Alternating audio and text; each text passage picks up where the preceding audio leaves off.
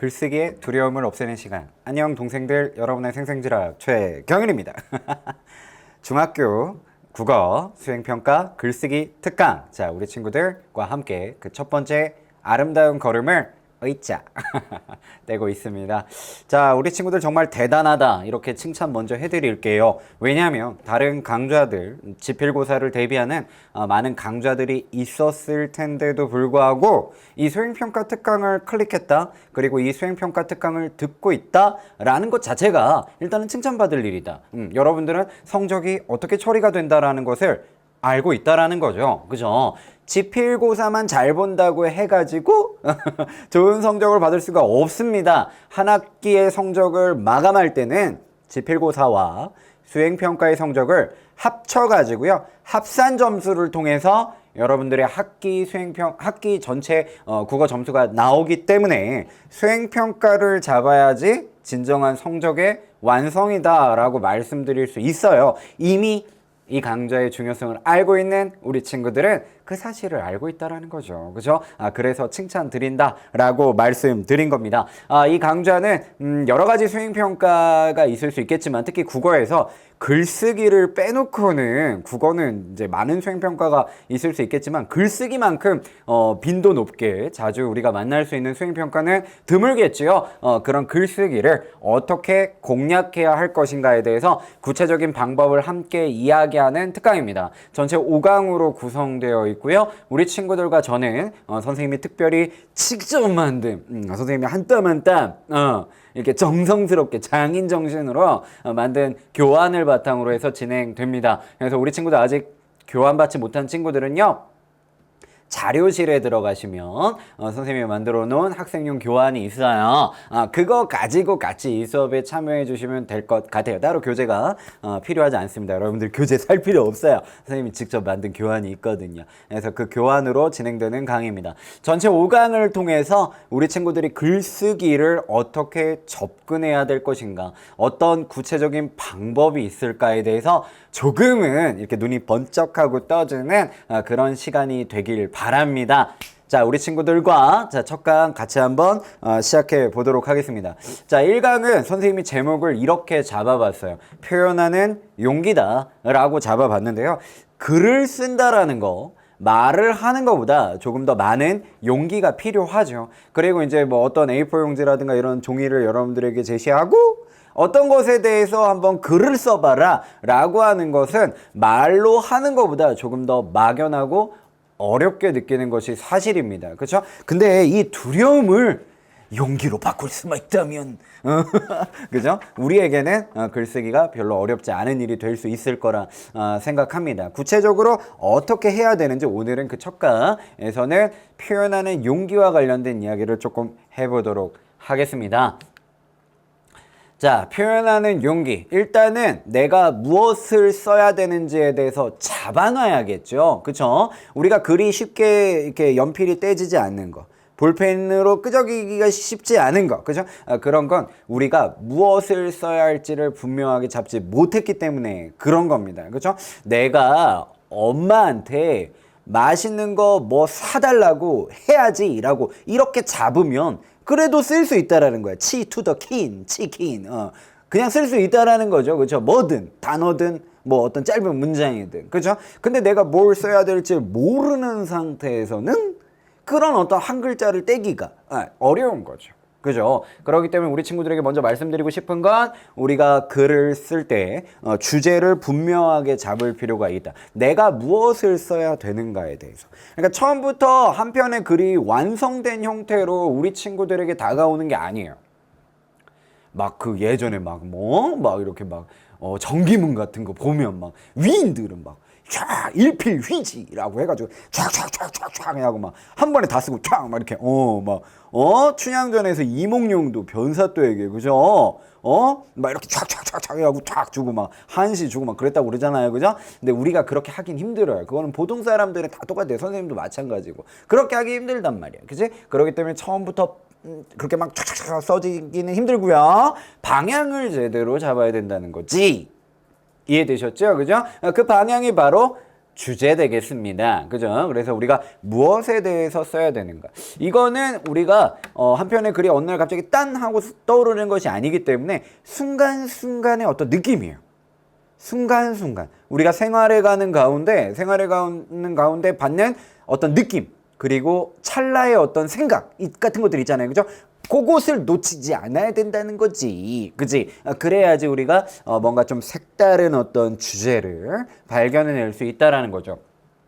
카메라를 사진을 인용해 놨는데요. 그죠? 우리가 카메라 같은 것은 이제 카메라를 사용할 때는 여러 가지 시간들이 있잖아요. 여러 가지 생활들이 있잖아요. 그죠? 근데 그 순간을 셔터를 누름과 동시에 찰칵하고 포착해내죠.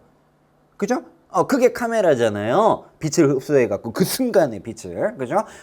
카메라로 찰칵하고 이제 찍어내잖아. 우리가 글을 쓸 때, 주제를 잡을 때도 마치 그러하다라는 생각이 선생님이 들었습니다. 그죠? 그래서 카메라를 인용해 놓은 거야. 여러 가지 생활 가운데 어떤 특정 순간을 놓치지 않고 찰칵하고 포착해내야 된다는 거지. 그죠? 그렇게 이제 잡아냈을 때 조금 더 주제에 명료하게 다가갈 수 있지 않을까라고 생각합니다. 이거를 조금 간단하게 아니면 어쩌면 조금 더 많은 함축적인 의미를 담아서 선생님이 이렇게 한번 표현해 봤어요. 일상을 특별하게 바라보자. 그죠? 일상을 특별하게 바라보자. 우리가 한편의 글을 쓴다라는 것은 뭔가 메시지를 주기 위한 거죠. 그죠? 그리고 이 강좌를 듣고 있는 친구들은 기본적으로 글 잘 쓰고 싶어서 그런 거 아닙니까? 그죠? 그러면은 일반적이고 노멀하고 평범한 소재거리 그런 이야기들로 뭔가를 전달한다라는 것은 상대에게 깊은 임팩트를 주기가 어렵죠. 독자에게 감동을 주기가 어렵다라는 거야.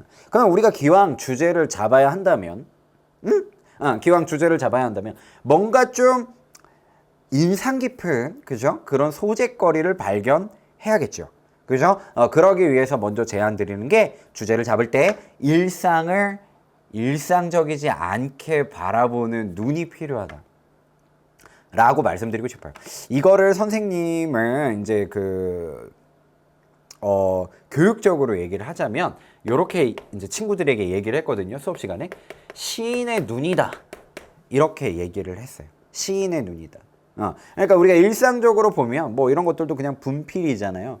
요게 이렇게 있다. 그러면 뭐 분필이 있네. 뭐 요 정도로만 생각을 하는데, 시인은 이걸 보면서 좀 다른 생각을 하는 거죠. 그렇죠?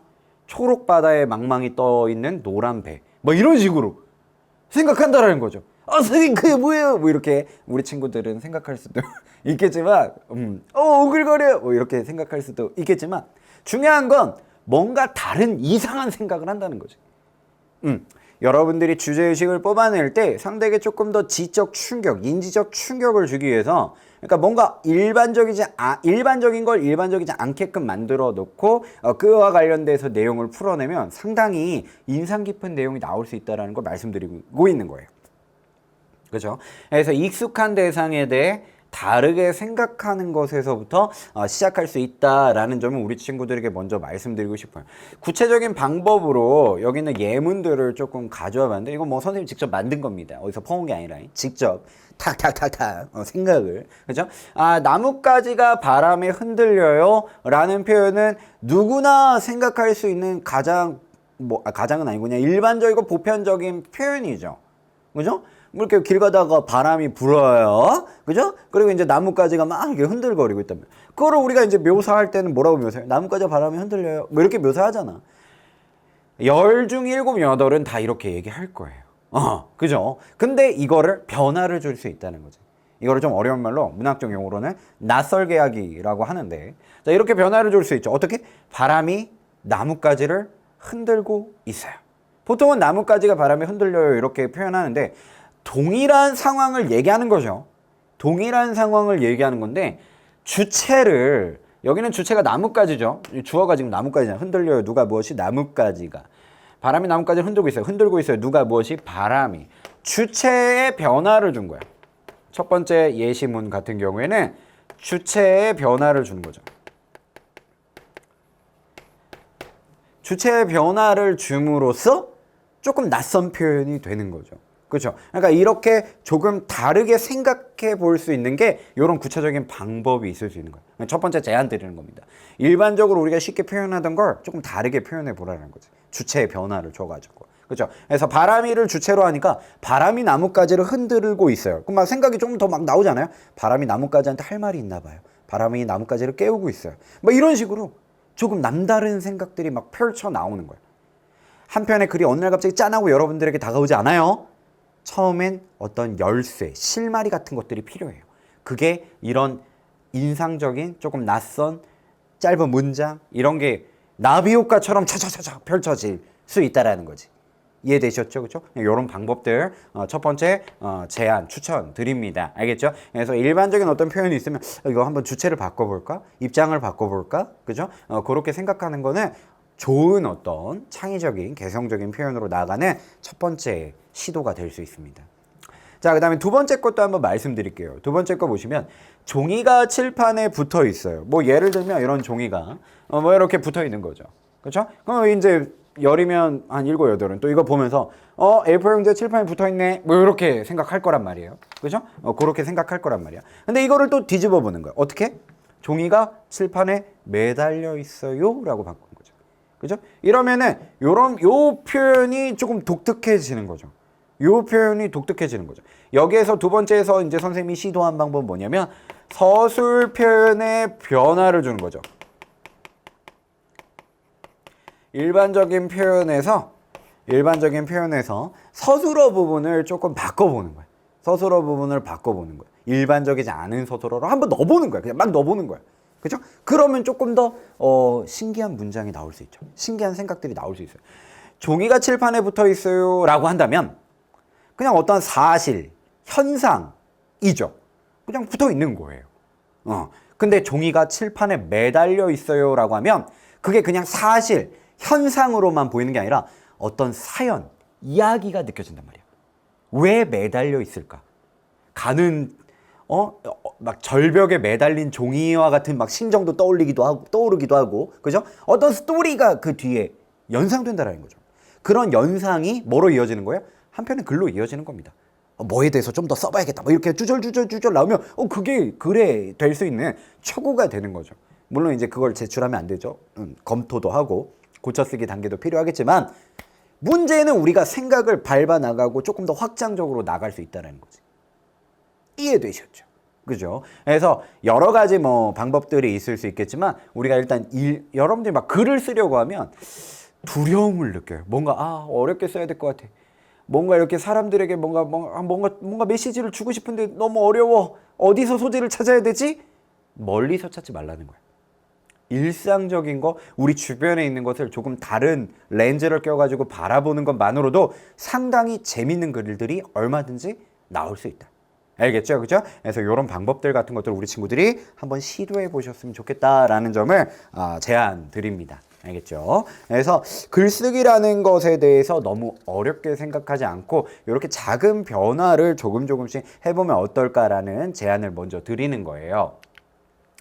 자, 그러면 우리가 이제 효과적으로 표현을 해가지고 또 글을 써야 되잖아요. 그죠?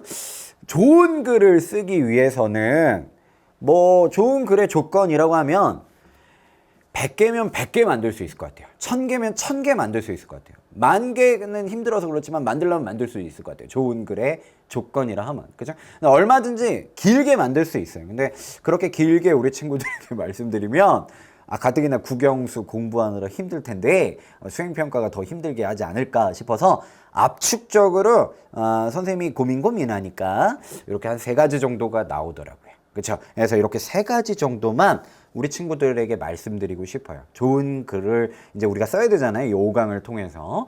그렇다면 좋은 글이란 무엇인가에 대해서 이렇게 3가지 정도만 말씀드리고 싶어요. 자, 첫 번째는 명확하고 적절한 단어를 선정해야 된다라는 점을 말씀드리고 싶습니다. 좀 이렇게 초등학교나 중학교 학생들이 글을 쓸 때 하는 실수랄까? 재밌는 귀여운 어떤 잘못이랄까? 선생님이 많은 이제 그 학생들의 답안을 평가하고 하면 그런 것들을 생각할 수가 있는데 어떤 것들이 있냐면 글을 쓸 때 어렵게 어른스럽게 써야지 좋은 글인 것 같아요 라고 잘못 알고 있는 친구들이 있어요. 그죠? 이거는 선생님 뭐라고 얘기했어요? 잘못 알고 있는 친구들이 있다라고 얘기를 하죠. 좀 더 쉽게 말씀드려서 무슨 소리냐면 글을 쓸 때 어려운 표현을 쓰려고 하는 친구들이 있어요. 일부러. 그죠? 그렇게 아마 몇 번 상을 받았을 거예요. 그 경험이 내재되어 있어서 왠지 글을 써야 한다라고 한다면 조금 어려운 표현들 일반적으로 대화할 때 야 어디 가냐 떡볶이 먹으러 가자 뭐 이렇게 얘기하더라도 글을 쓸 때 친구야 떡볶이 먹으러 갈래? 뭐 이런 야 이건 어려운 표현은 아니지만 어쨌든 뭐 글을 쓸 때 조금 어려운 표현을 쓴다거나 가다듬어서 좀 낯설게 표현한다거나 이렇게 좀 접근하는 친구들이 있는데 물론 그렇게 써야 되는 글들도 있겠지만 우리 친구들이 글을 그렇게 그런 식으로 좀 어려운 표현을 찾았어야지 라고 생각하지 않았으면 좋겠습니다. 그죠? 괜히 어줍지 않게 낯설고 어려운 표현을 자기도 잘 모르는데 가져다 쓰다가 의미를 잘못 전달하는 경우가 있다는 거죠. 그렇죠? 그래서 처음에 먼저 우리 친구들에게 중학교 이제 글쓰기를 막 시작하는 친구들이라면 내가 의미를 잘 알고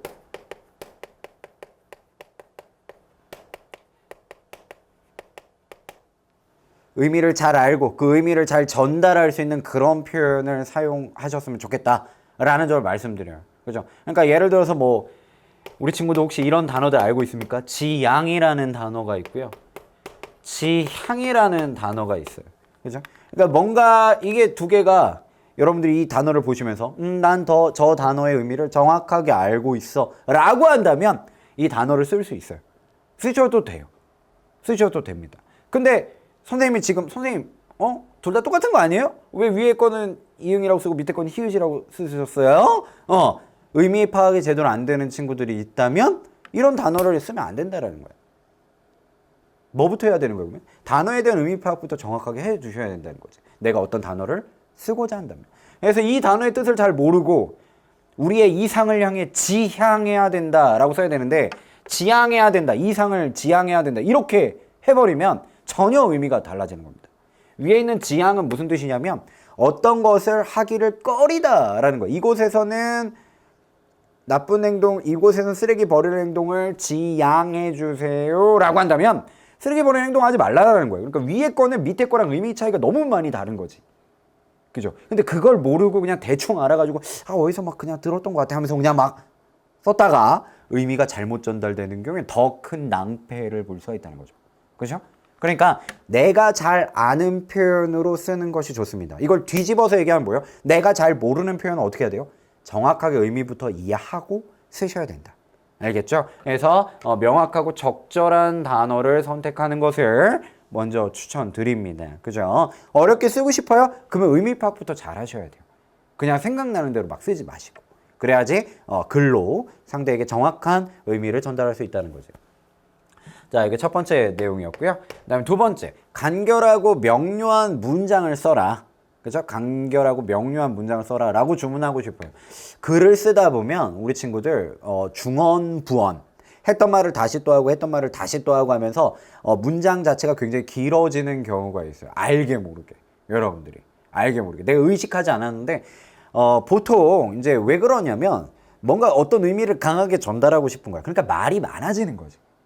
여러분도 억울한 일을 당했어요. 야, 너 여기 있는 케이크 어디 갔어? 네가 먹었지? 그러면은 이제 막 아니야, 나 아까 학원에 있다가 뭐 이제 막 지금 들어왔는데 내가 어떻게 케이크를 먹겠니? 막 이러면서 길게 얘기하는 거야. 길게 얘기하는 거. 억울하니까. 이야기를 많이 하고 싶으니까. 글을 쓸 때도 뭔가 이야기를 많이 하고 싶은 친구들 같은 경우에 글이 길어지는 경우가 있다는 거죠. 근데 그렇게 될 경우에 우리 친구들이 놓치는 경우가 생겨요. 뭘 놓치게 되냐면 주어와 서술어의 호응을 놓치게 돼요. 어려운 말로. 주어와 서술어의 호응을 놓치게 돼. 그럼 주어와 서술어의 호응을 놓치게 되면 문장 자체가 이상하게 느껴질 수도 있어요. 문장 자체가. 예를 들면 막 글을 쓰다 보니까 비와 바람이 불었습니다. 뭐 이런 표현들을 쓸 수 있잖아요. 이런 표현을 쓸 수 있는. 근데 이거 이상한 문장이에요. 여러분들 느껴지십니까? 이 문장이 이상하다라고 느껴지셨으면 주어 서술의 호응을 이해하고 있는 거야. 그런 친구들은 뭐 문장 자기 능력껏 길게 쓸 수도 있는 거죠. 근데 이 문장이 이상하지 않은데요, 선생님. 이러면 이제 문장 쓸 때 좀 조심 하셔야 되는 거죠. 비와 바람이 불었습니다. 뭐가 이상해요? 바람은 불 수 있어요. 근데 비는 불 수 있지 않죠. 그죠? 비는 어떻게 해야 돼요? 내리고. 그러니까 어떻게 해야 돼요? 비는 내리고 바람이 불었습니다. 이렇게 써야 되는 거예요. 그게 주어와 서술의 호응이 된 바람직한 문장이다 라는 거예요. 선생님들은 막 이런 것도 본다라는 거예요. 얘 좀 의미가 좀 불적절한데 이거 호응이 안 되는데 이거 좀 문장이 지나치게 긴데 막 이런 것들도 본다는 거죠. 그죠? 그렇기 때문에 주어와 서술어 문장이 길어지면 주어와 서술어의 호응 자체가 쉽지 않을 수가 있어요. 그래서 이런 점을 좀 조심하셔야 됩니다. 알겠죠? 그래서 되도록이면 간결하다라는 게 뭐냐면 문장을 길게 쓰지 말라라는 거예요. 한 두 문장 정도, 그죠? 뭐 이렇게 두 개 문장 정도 연결해가지고 이어진 문장 형태로 쓰는 거는 뭐 괜찮겠지만 세네 문장 막 다 이어진 문장으로 쓰면요 나중에 뭘 얘기하려는 건지 분명하지 않죠. 그래서 그런 것들은 오히려 전달력이 떨어집니다. 이해되셨죠? 그래서 간결하고 명료한 문장으로 한번 접근해 보길 추천드립니다. 자, 그 다음에 세 번째. 개성이 드러나는 표현을 써라. 좋은 글의 조건 세 번째로 우리 친구들에게 제안 드리고 싶은데요. 최근에는 인터넷 매체가 발달되어 있어가지고 뭐 예를 들면 뭐 홍길동전의 줄거리를 써와라 라고 한다면 우리 친구들이 그 책을 읽고 줄거리를 직접 쓰는 경우는 사실 드물지 않을까? 선생님 감히 생각해 보건데 대체적으로 쉽게 인터넷 매체를 이용하죠. 홍길동전 줄거리 이렇게 치면 쫙 나오잖아요. 그죠? 그 중에 이제 내 마음에 맞는 거 하나 골라가지고 내가 원하는 분량 정도 골라가지고 컨트롤 C 컨트롤 V 해가지고 제출하지. 근데 선생님 다 안다. 선생님 다 알아요. 어떻게 알아요? 여러분들이 평소 언어 생활을 하잖아요. 선생님은 그걸 보고요. 그죠? 여러분들의 지적 수준, 배경 지식에서 절대 나올 수 없는 표현들, 그리고 이상하게 인터넷 매체가 가지고 있는 항상 다 그런 건 아니지만 인터넷에서 이제 떠도는 글들 같은 경우에는 정제되지 않은 글들이 많죠. 띄어쓰기도 막 이상하게 잘못되어 있고 맞춤법도 막 잘못되어 있고 이런 것들도 있다라는 거죠. 그런 것들을 제대로 검수 안 하고 그냥 컨트롤 C 컨트롤 V 해버렸기 때문에 눈에 좀 잘 띄는 거야. 어이 뭐야? 이 줄 간격이 왜 이래? 뭐지? 띄어쓰기가 안 돼 있잖아. 다 붙어 있잖아. 뭐 이렇게. 그죠? 보시면 이거 복사 붙여놓은 게 있구나. 뭐 이렇게 선생님들 쉽게 파악해요. 그래서 기본적으로 글쓰기와 관련된 수행평가나 평가에 임할 때는 나의 목소리로, 나의 말로, 나의 생각을 나의 글로 표현하려고 노력해 주셔야 됩니다. 그죠? 그런 데서 선생님이 느끼죠. 뭘? 정성을 느끼죠. 여러분들이 이 글쓰기 수행평가에 진지하게 임하고 있구나라는 정성을 느끼게 됩니다. 그죠? 그래서 일단은 나의 생각이 드러나게끔 직접 써줘라 라는 점을 말씀드리고 싶고, 그 다음에 나의 생각에 조금 다른 친구들보다 좋은 평가를 받으려면 선생님의 뇌리에, 생각에 오래 남아 있어야겠죠. 그죠? 그게 인상 깊은 표현 아니겠습니까? 그거는 조금 낯설게 접근해주면 좋겠다라는 거를 세 번째 우리 친구들에게 전달해드리고 싶었습니다. 그죠? 그래서 개성이 드러나는 표현, 나의 목소리로 나의 생각을 나의 글로 표현해라 라는 점, 그리고 낯설게 하기를 통해서 조금 더 인상 깊게 들어가라 라는 점. 낯설게 하기 방금 앞에서 얘기했다시피 조금 약간의 변화만으로도 우리는 얼마든지 조금 다른 문장을 쓸 수 있다라는 거죠. 생각을 해볼 수 있다라는 거죠. 그렇죠? 그래서 그런 식으로 한번 접근해보면 좋겠다 라는 점을 제안 드립니다. 자, 그럼 지금 선생님 마지막으로 낯설게 하기라는 말을 했는데요. 요거를 한번 실제로 해볼게요. 그렇죠? 선생님이 오랫동안 생각했던 건데,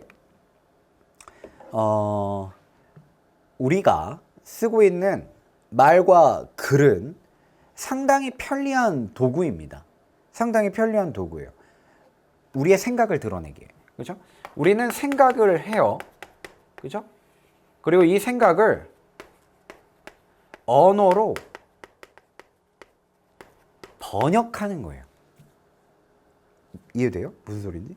여러분들이 배고프다라는 건 여기 막 머릿속에 비읍, 에, 기역, 오, 피읍, 으, 디귿, 아 이렇게 해서 배고프다 탕탕탕탕 찍혀서 배고파 이렇게 느끼는 거예요? 아니잖아요. 위가 쪼그라드는 느낌이죠. 그죠? 위가 쪼그라드는 어떤 느낌, 생각, 그죠? 뭔가 하나도 안 먹어서 배고파 이거잖아요. 그죠? 그 느낌과 생각을 말로 끄집어내는 거죠. 배고파, 엄마 배고파 이렇게. 그러니까 우리가 말을 한다라는 거, 글을 한다라는 거, 이 언어는 훌륭한 도구예요. 어떤 도구예요? 우리의 생각을 번역해내는 도구라는 거지. 우리의 생각을 번역해내는 편리한 도구예요. 근데 그래서 우리가 편리해서 잘 쓰고 있긴 한데 100% 우리의 마음을 표현한다? 라고는 말씀드리기 어렵죠. 우리가 말과 글로 우리의 생각을 일상생활에서는 뭐 문제없이 쓰지만 뭔가 뭔가 맛있는 거 먹고 싶기도 하고 먹고 싶지 않기도 하고 다이어트가 걱정이 되기도 하고 막 하여튼 막 이렇게 막 짜증이 나면서도 안 나면서도 뭔가 심심하고 재미있는 일 찾으면서도 막 이렇게 막 복합적인 막 그런 감정들이 들 때 있잖아요. 그죠? 그런 걸 표현하려는 적절한 뭐 언어는 없죠. 그죠? 그러니까 굉장히 편리한 도구지만 우리의 마음을 항상 100%다 표현해내지는 못해요. 그래서 우리가 우리의 마음을 표현하려는 노력을 그렇게 쉽게 잘 안 하는 경우가 있어요. 그냥 편리한 도구를 쉽게 이용하는 거지. 대표적인 예로 이런 게 있다고 생각해요, 선생님. 좋아라는 표현. 네? 좋아라는 표현. 대표적으로 굉장히 편리한 표현인데 우리가 마음을 직접적으로 표현하지 않게끔 만드는 나쁜 표현이기도 해요. 영화를 하나 봤어요. 어떤 친구하고. 야, 영화 어땠어? 좋아? 재밌어? 그냥 이렇게 얘기하죠. 구체적으로 어떻게 좋은지 설명하지 않아요. 그죠? 예를 들어서 여러분들 부모님 좋아해요? 네, 좋아해요. 하죠? 그러면 학교 선생님 좋아해요? 네, 좋아요. 최경영 선생님 좋아해요? 좋아요 해줘요. 좋아요. 그죠? 그러면 여러분들은 지금 부모님이나 학교 선생님이나 최경영 선생님이나 다 좋다고 얘기했어요. 그러면은 다르게 얘기해 볼게요. 부모님 좋아하듯이 저 좋아하나요? 그건 아니에요, 선생님. 뭐 이렇게 생각하잖아. 그죠? 그러니까 만약에 1부터 100까지라고 한다면 부모님은 100만큼 좋아한다면 최경일 선생님 한 52 정도? 너무 조금 잡았나요? 자, 아무튼 100만큼 좋아하는 건 아니잖아요. 그죠? 100만큼 좋아하나요? 감사합니다. 자, 100만큼 좋아하는 건 대부분 아닐 겁니다. 그죠? 그러니까 이 좋아요라는 표현이 너무나 편리하기 때문에 우리가 우리의 마음을 직접적으로 표현하려고 하는 노력을 잘 안 하는 경우가 있다는 거지. 그죠? 그래서 낯설게 하기는 이런 표현 자체를 버리는 것부터 시작합니다. 이런 일반적인 표현을 버리는 것부터 시작해 보는 거예요. 그래서 생각과 감정을 구체화하기, 낯설게 하기를 한번 가져와 봤는데요. 여기 지금 기쁨과 미움까지 우리가 뭐 일반적으로 많이 쓰는 너 어때? 기뻐? 나 슬퍼? 나 화났어? 나 즐거워? 나 미워? 너 미워? 뭐 이런 식으로 그렇죠? 일반적으로 쓰는 그런 감정 표현인데 이런 단어들이 있다 보니까 우리 마음을 구체적으로 설명하려고 하는 노력을 하지 않아요. 기쁜데 뭐가 어떻게 기쁜데 뭐 이런 식으로 그렇죠? 구체적으로 설명하지 않는다는 거예요. 이런 표현을 버리라는 거예요. 지구에 이제 이런 표현이 없습니다. 그럼 여러분들 마음속에 이 감정이 들었을 때 이거 어떻게 표현할 거예요? 그게 낯설게 하기에 좋은 표현 방법이 될 수 있어요. 그죠? 지금 선생님 잠깐 시간 드릴 테니까 이거부터 한번 해보세요. 우리 친구들 지금. 포즈 걸어 두시고 인간의 매력은 그거 아닙니까? 잠깐 잠시 멈춤 할 수 있잖아요. 그죠? 멈춰 놓으시고 요거 좀 한번 생각해 보세요. 기쁨이라는 단어가 없어요. 어떻게 표현할 거예요? 슬픔이라는 단어가 없어요. 어떻게 표현할 거예요? 한번 해보라는 거죠. 하고 있죠? 했다 치고. 자, 갑니다. 자, 선생님도 한번 생각해 봤어요. 선생님은 기쁨을 여러분들 교환에는 적어놨지만, 그쵸? 교환에는 적어놨지만, 이렇게 표현했죠. 그쵸? 마음이 깡충깡충. 마음이 깡충깡충 뛰어다니는 것만 같아. 이렇게 표현했어요. 기쁨이라는 단어가 없다면. 그죠? 그러면은, 기쁘다라고 그냥 한 단어로 얘기하는 것과 널 볼 때마다 마음이 깡충깡충 뛰어다니는 것만 같아. 라고 표현하는 건 확실히 의미가 다르죠. 이게 낯설게 하기예요. 일반적인 표현을 바꿔보는 거죠. 자, 슬픔도 선생님이 이렇게 바꿔봤는데요. 걱정이 많아지고 이상하게 속이 답답해. 슬픔이라는 감정을 표현을 버리니까 이런 식으로 끄집어 나오는 거예요. 그죠? 말로 설명을 하기 시작하는 거죠. 그죠? 그게 낯설게 하기의 처음 단계다라는 점을 보여드린 겁니다. 화남도 해봤어요. 한 가지 일만 자꾸 생각나. 참을 수 없어. 우리가 화가 나면 어떤 한 가지에 딱 꽂히잖아요. 그래가지고 그 억울한 일, 그 화난 일에만 자꾸 생각나죠. 다른 거 눈에 잘 안 들어오죠. 그렇죠? 그런 걸 한번 표현해 본 겁니다. 자, 즐거움은 또 이렇게 표현해요. 선생님은 이상하게 몽롱해지고 웃음만 나와. 즐거움의 감정을 또 이렇게 한번 표현해 봤고요. 미움은 선생님이 이렇게 표현해 봤어요. 하는 짓이, 행동이라는 표현 대신 짓이라고 썼어요. 하는 짓이 자꾸 눈에 들어와 신경 쓰여. 그치? 이렇게 표현하면 또 밉다라는 표현이 재미나게 나오는 거죠. 그죠? 그래서 이렇게 낯설게 하기를 한번 적용해 볼 수 있다. 그래서 여기서 우리 친구들에게 제안 드린 건 일반적인 표현 자체를 버리면 그 표현 대신에 우리가 어떻게 표현할 것인가에 대해서 생각하면서 조금 다른 표현들이 나올 수 있다는 거지. 그죠? 추천드리는 겁니다. 방법으로. 자, 또 넘어가 볼게요. 그리고 이제 여러 가지 우리가 보는 사진들을 보면서, 사진이나 이런 자료들을 보면서 또한 재밌는 생각도 해볼 수가 있어요. 지금 사진을 두 개를 우리 친구들에게 보여드리고 있는데요. 동물 사진인데요. 낯설게 하기 연습해 보는 겁니다. 일반적으로 그냥 딱 생각해 보면 그냥 말이고요. 강아지죠. 얘는 좀 독특하게 강아지가 뭔가 이렇게 모포 같은 걸 뒤집어 쓰고 있죠. 그렇죠? 따뜻하게 뒤집어 쓰고 있는데 이런 걸 보면서 무슨 상황인 걸까? 무슨 생각을 하고 있을까? 이렇게 생각하는 것 자체가 조금 독특한 낯설게 하기로 들어가는 방법이라고 제안 드리는 거예요. 말이 지금 있잖아요. 그렇죠? 우리가 그냥 지나가면서 봤으면 그냥 말이네 하고 갔을 거예요. 근데 이렇게 딱 멈춰놓고 보니까 이 표정 자체가 굉장히 재밌죠. 그렇죠? 자세히 들여다보니까 보이는 거예요. 그냥 지나가다가 제주도에서 놀러 가서 이렇게 지나가다 말이네 하고 갔을 거예요. 뭐 이러고 있을 텐데도. 그렇죠? 근데 이렇게 딱 멈춰놓고 자세히 들여다보니까 뭔가 재밌는 게 보이는 거예요. 무슨 생각을 하고 있을까? 그렇죠? 10이면 10개의 답이 나올 수 있죠. 그렇죠? 나이프징 하면서 이제 건치를 보여주고 있을 수도 있고, 그렇죠? 선생님 최초 딱 들었던 생각은 뭐냐면 영화가 생각났어요. 어이가 없네? 뭐 이런 게 생각났어. 그죠? 그건 내 생각이니까. 내 생각이니까. 그래서 막 어이가 없네? 뭐 이런, 그죠? 그런 생각을 하고 있지 않을까? 뭐 이런 그런 표현을 하고 있지 않을까? 선생님은 생각해 봤는데요. 얼마든지 우리가 이제 일반적인 걸 조금 자세히 들여다보면 재밌는 표현 같은 것들이 나올 수 있다는 거죠. 자, 밑에 있는 것도 무슨 상황일까를 한번 생각해 보는 거죠. 그냥 일반적으로는 그냥 주인이 강아지 추울까봐 이렇게 뒤집어 놨나 보다. 뭐 이렇게 생각하겠지만 뒤집어서 반대로 개가 직접 썼다? 라고 생각한다면 이 개는 일반적인 개가 아니다 라고 생각을 한다면 조금 더 재밌는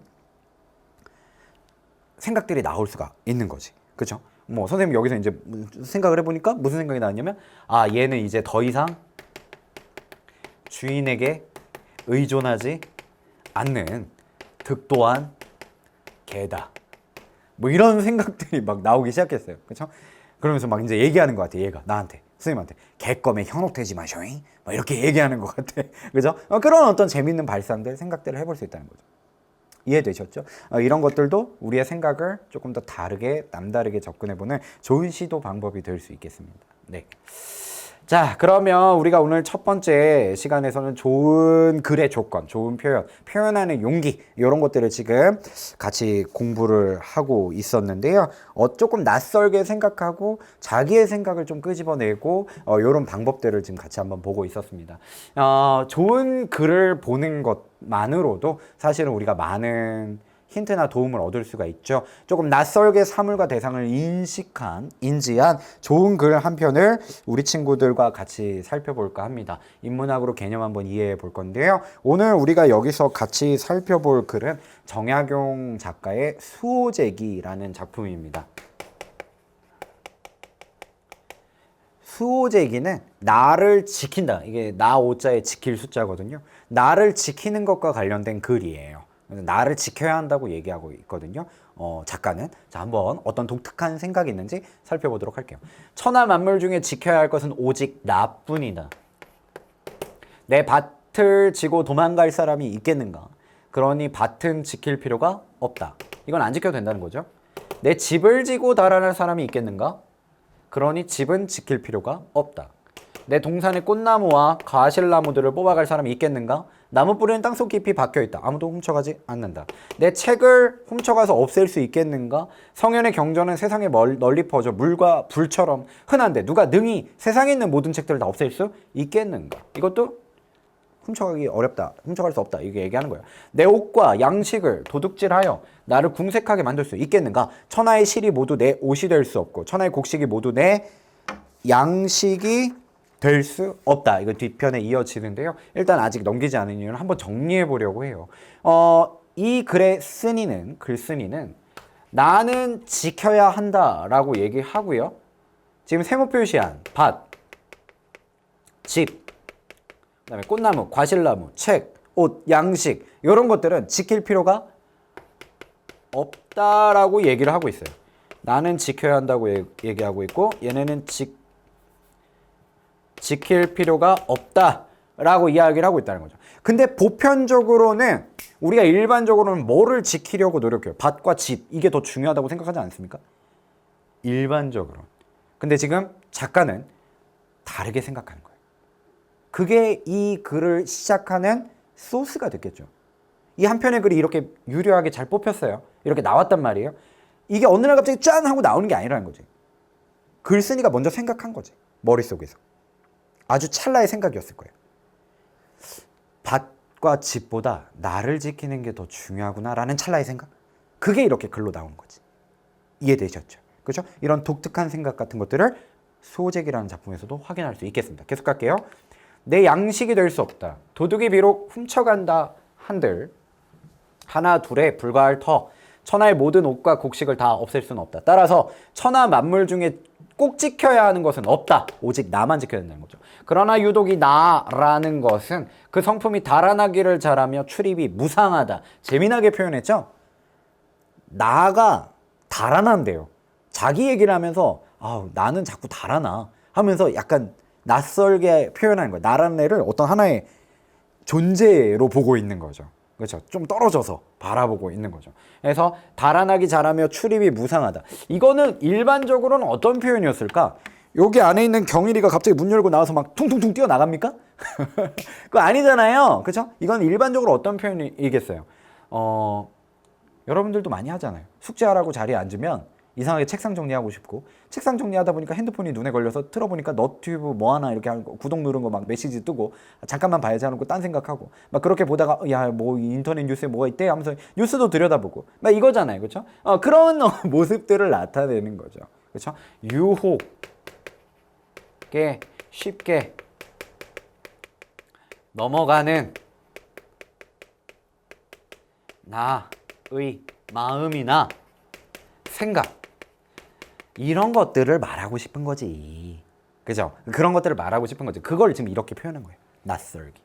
아주 친밀하게 붙어 있어 서로 배반하지 못할 것 같지만 잠시라도 살피지 않으면 어느 곳이든 가지 않는 곳이 없다. 자기 생각이 막 이렇게 막 여러 군데로 가는 거. 그죠? 이익으로 유혹하면 떠나가고 위험과 재앙으로 겁을 주면 떠나가며 질탕한 음악 소리만 들어도 떠나가고 미인의 예쁜 얼굴과 요염한 자태만 보아도 떠나간다. 그런데 한번 떠나가면 돌아올 줄 몰라 붙잡아 만류할 수가 없다. 그러므로 천하 만물 중에 잃어버리기 쉬운 것으로는 나보다 더한 것이 없다 라고 정약용 작가가 수호제기에서 밝혀놓고 있는 거죠. 이해되셨죠? 그죠? 그래서 우리가 지금 이 한 편의 글을 좋은 고전 인문학 글을 한 편 같이 읽어봤는데요. 1강에서 우리 친구들에게 말씀드렸다시피 조금 다른 시각으로 사물을 바라보는 거 그게 글의 시작이다 라는 점, 그렇죠? 한 편의 고전을 통해서도 충분히 생각해 볼 수 있겠습니다. 정약용 작가도 그렇죠? 지켜야 할 거라고 한다면 우리가 흔히 돈, 물질 이런 것에 좀 많이 한정하는데 그런 건 중요하지 않아. 오히려 나의 생각, 나의 마음 이거에 참 지키기 어렵더라 라는 독특한 발상을 한 거죠. 거기서부터 시작된 거죠. 윗글의 글쓴이가 가지고 있는 핵심 관점은 자신의 마음을 다스리는 것이 중요하다. 이런 메시지를 가지고 있는 거지. 그죠? 그거를 조금 독특하게 낯설게 접근하면서 한 편의 글을 이렇게 장문해 나가셨던 거죠. 그죠? 그래서 그런 어떤 글쓴이의 독특한 발상 같은 것들을 한번 같이 생각해 보았습니다. 자, 그렇다면 그죠? 이제부터는 우리가 어떻게 사물과 대상을 바라봐야 될지에 대해서 알게 되겠죠. 그죠? 주제를 선정할 때 선생님은 나태주 시인의 풀꽃을 우리 친구들에게 말씀드리고 싶어요. 그렇게 길지 않은 시잖아요. 자세히 보아야 예쁘다 라는 시 기억하시죠? 우리 친구들. 그죠? 자세히 보아야 예쁘다, 오래 보아야 사랑스럽다, 너도 그렇다 라는 시 있잖아요. 그죠? 하나를 오랫동안 바라보는 겁니다. 오랫동안 바라보고 그것에 대해서 깊이 생각해 보는 거죠. 거기서부터 좋은 글이 시작된다. 거기서부터 재밌는 소스가 나온다 라는 점을 말씀드리고 싶어요. 스쳐 지나간 것들은 깊이 기억되지 못해요. 깊은 사고로 깊이가 남다른 글을 쓰기 위해서 노력해야 되는 거죠. 하나를 계속 바라보는 거예요. 그냥 빠르게 지나가면 순간으로밖에 기억이 안 돼요. 근데 그거를 오랫동안 바라봐야지 여러 가지 생각들이 나올 수 있다는 거죠. 하나를 오래 바라보며 다양한 특징을 찾아보고요. 멀리서 찾으려고 하지 말고 일상을 특별하게 바라봐라 라고 우리 친구들에게 제안 드리고 싶은 겁니다. 네. 자, 그러면 한번 해보는 겁니다. 멀리서 찾을 필요가 없다라는 거죠. 가까운 교실 한번 생각해 보세요. 이거 학교 교실이잖아요. 그렇죠? 학교 교실. 그렇죠? 이런 걸 보면서 한번 생각해 보는 거야. 이런 교실의 모습들을 보면서 일상적인 걸 일상적이지 않은 생각으로 한번 바라본다는 거죠. 그냥 지나가면서 보면 뭐 그냥 교실에 아무도 없네 이러고 갈 거예요. 근데 가만히 들여다보는 거예요. 가만히 들여다보니까 선생님은 또 무슨 생각이 들었냐면 너를 보고 싶어. 이런 생각이 막 들었어요. 너를 보고 싶어. 왠지 오늘날 요즘에 우리들의 모습하고 맞잖아요. 학교 잘 못 가잖아요. 그렇죠? 지금 상황으로 인해서. 그러니까 이 학교가 텅 비어 있고 원래는 왁자한 소리가 막 들리는 것 같아요. 왁자한 소리가 들리는 것 같은데 텅 비어 있으니까 거기서 오는 쓸쓸함? 이런 것들이 막 선생님 마음속에 느껴지더라고요. 그래서 네가 그리워, 너를 보고 싶어 이런 생각들도 할 수가 있겠고 또한 또 보면서 야 어떻게 이렇게 교실은 네모가 많을까? 뭐 이런 생각도 했어요. 네모난 교실, 네모난 칠판 노래 가사도 있었던 것 같아요. 네모난 책상, 네모난 의자, 네모난 교탁, 그죠? 네모난 창문. 네모가 왜 이렇게 많을까? 뭐 이런 생각도 했었고요. 그죠? 그 다음에 또 보면서 이렇게 가지런히 잘 정리된 게, 교실이 놓여있는 책상들은 피아노 건반 같아. 뭐 이런 생각도 했어요. 그죠? 이런 생각들을 할 수 있었던 이유가 뭐예요? 가만히 계속 들여다봤기 때문에 그런 거예요. 그냥 지나치면 교실이네 아무도 없네 이러고 끝이에요. 근데 가만히 계속 들여다보면서 여러 가지 생각들을 하는 거죠. 그죠? 그러면서 주제 같은 것들이 순간 찰나처럼 스쳐갈 수 있어요. 그걸 놓치지 않는 거지. 이해되셨죠? 그렇죠? 그래서 표현하는 용기 오늘 우리 친구들과 1강을 같이 한번 열어보았는데요. 너무 어렵게 생각하지 않으셨으면 좋겠습니다. 글쓰기라는 것을. 그렇죠? 그래서 오늘 마지막 원픽 시간에는 원픽 코너에서는 이런 점을 말씀드리고 싶어요. 어느 날 갑자기 한 편의 글이 완성되지 않습니다. 실제로 그렇게 글을 쓰는 사람들은 드물어요. 욕심을 버리고 차근차근 깊이 들여다보면서 아주 재밌는 생각, 이상한 생각, 남다른 생각을 하는 거죠. 생각에 주목해요. 광고 떠올리지 마시고요. 그죠? 그래서 생각에 주목하시면 생각을 자꾸 말로 글로 표현하려고 노력하시면 오래 바라보면서 그 순간 찰나처럼 낯선 표현들, 이상한 표현들, 재밌는 표현들이 발견될 거예요. 그거를 집중적으로 파고드는 거지. 그렇죠? 그러면 꽤 인상적인 그런 글이 나올 수 있지 않을까 생각합니다. 자, 1강 표현하는 용기 우리 친구들과 같이 해봤고요. 글쓰기에 약간의 두려움이 해소되는 그런 방법적인 부분들을 아는 시간이었으면 좋겠습니다. 고생 많았고요. 2강에서 우리 친구들 또 계속 이어가도록 하겠습니다. 그럼 우리 친구도 오늘도 생생지라 되소서.